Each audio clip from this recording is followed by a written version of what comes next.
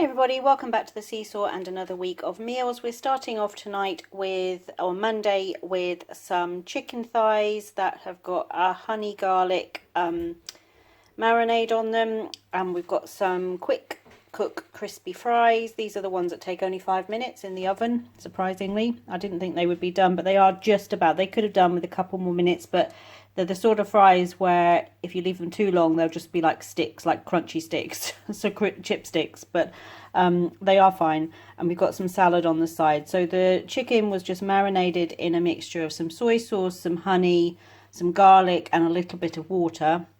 And then I just put the whole lot onto a foil lined tray. Now, because it's got honey, the skin does catch. I baked them at 200 fan for about 30 minutes. They are nice and juicy and moist underneath, you can see in there. But the skin does catch because it's got the honey on it. So I cooked them with the skin on, and then I've taken the skin off before serving.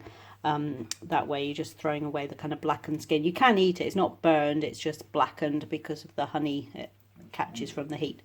So anyway, off to enjoy this on a Monday night. Hi everybody, so it is Tuesday evening and tonight we've got a chicken and spinach curry. So this is just a basic mixture of, I cooked up some onions, some chopped carrot, some garlic and some ginger. Then I added some chicken thigh fillets, which I just cut down into chunks. Let that all cook together, brown together, and then rather than adding a curry powder, I just used some of my own seasonings and spices. I added some cumin, some ground coriander, some turmeric to give it a nice colour, a little bit of paprika, and then I added some chicken stock, about a cup of chicken stock. Oh, and I added some garam masala too. A cup of chicken stock, a carton of passata, and then in there I've got some like halved green chilies, like jalapeno chilies. Just I scrape the seeds out, just cut them in half so they're in big chunks. Let that all cook together for about 45 minutes, and then I stirred through a couple of big handfuls of baby leaf spinach before serving, and we've just got that with some white rice. So chicken and spinach curry on a Tuesday night. Hi everybody, so it's Wednesday evening and tonight we've got a ginger garlic pork stir fry. So this is just a package of stir fry mix with a few mange tout added in.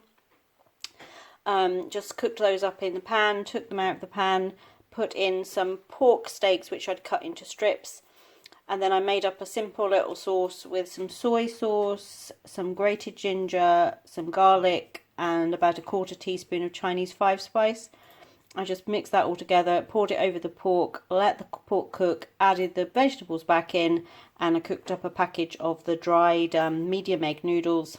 And then once they were cooked, just stirred those through as well. So throw it all in a pan, simple, kind of really traditional style of stir fry really, but using pork steaks. You could use shrimp for this, you could use pieces of chicken, you could use corn pieces, something like that, or you could just go completely veggie and just use the stir fry mix. So that is our Wednesday night supper.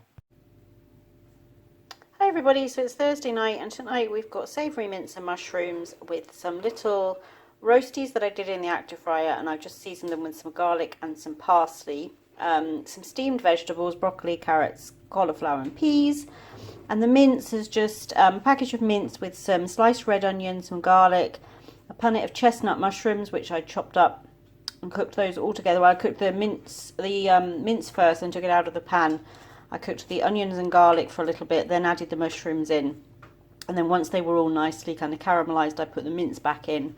I added a sprinkle of thyme, a tablespoon of balsamic vinegar, 2 tablespoons of tomato puree, a tablespoon of whole grain mustard to give it some flavour, 2 cups of beef stock, and a little bit of black pepper. And then I took about a tablespoon of corn flour and just made it into a little slurry with a couple of teaspoons of water, and poured that in to thicken up the stock a little bit, and then just left the whole thing to cook for 20 minutes while the potatoes were cooking and the vegetables were steaming.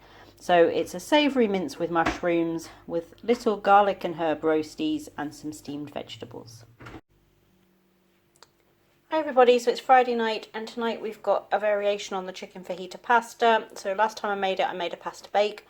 This time I've just done it in a big pot on top of the stove. So I cooked the chicken first, just seared it all through. You could easily make this with beef strips, with pork strips, with shrimp, whatever you like really with fajitas. So I cooked the chicken through, then took the chicken out of the pan, added in a couple of sliced red onions, some garlic and 2 sliced peppers. I let that all cook away until the vegetables were softened. And then rather than using a fajita mix, I just made up my own kind of little variation. So I used some cumin, some paprika, some onion powder, some garlic powder, some oregano, and a little pinch of cayenne. Mix that all together. A couple of tablespoons of tomato puree in there as well. And then I added about 1 litre of chicken stock. So 2 big Pyrex jugs of chicken stock. And then once I got that up to a boil, I put the chicken back in. Now, if I were making this with beef strips or shrimp, I obviously wouldn't put them back in to cook with the pasta. I would put them in right at the end when I'm stirring the cheese through. But as it was chicken, and probably if it was pork as well, I'd put it in at this point along with the dry pasta. Bring it up to a boil, turn down the heat, let it simmer for kind of 10 to 15 minutes, whatever the cooking time is for your pasta. And then when the pasta is cooked, you want to stir through a couple of tablespoons of, I used quark because that's what I had. You could use cream cheese if you wished instead. And then a good handful of cheddar cheese as well. I stirred that all through. The liquid, although you're using 1 litre of stock, it does get absorbed in with the pasta, so it's not juicy, it's not particularly juicy or saucy, but it's not dry either. And then if you were using shrimp or beef, you would want to stir that back in right at the end, just as it's getting ready to serve. So that is just a stovetop variation of the chicken fajita pasta. The other one we did was a pasta bake that was done in the oven. So either way works, either way similar profile. The other one used a packet of fajita seasoning mix, which is quick and simple. This one I just used a spoon of this and a spoon of that out of the spice cupboard, which is just as quick and simple, and it's just about experimenting with the spices until you get them right for your family's tastes. So off to enjoy chicken fajita pasta on a Friday night. Hi everybody, so it's Saturday night and we're having something we haven't had for ages, a brinner, or breakfast for dinner. So we've got fried eggs, we've got some bacon, we've got the Richmond thin sausages, we've got some hash browns, mushrooms and baked beans. So that's our Saturday night feast. Hi everybody, so it's Sunday night and tonight we've got some gammon, some crock pot slow cooked gammon. I cooked it with the Fanta orange, Fanta Zero poured over it. I used 2 cans, cooked it all afternoon and then just popped it into a baking tray and put it in a hot oven for about 20 minutes right at the end of the cooking time, just to kind of crisp up the outsides, if you know what I mean. I've got that with some mashed potatoes and some steamed vegetables and gravy. This gammon actually looks and tastes really great. I was looking for one of the small round gammon joints, the quite cheap ones. But when I was at Tesco yesterday, they only had smoked, and we don't like smoked gammon. We like the unsmoked. So I caved and bought one of the bigger gammon joints that's just wrapped like a normal joint of meat. So it's wrapped, it looks like a joint of pork or whatever. So I got one of those. When I post the grocery haul a bit later in the week, you'll see what I mean. It's a bigger joint of gammon.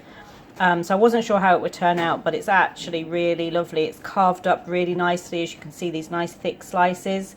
It is really moist, it's falling apart, you can see there, and it is really tasty. So off to enjoy this on a Sunday night. Thank you for joining us for this week of meals, and we look forward to seeing you back here on the SeeSaw soon.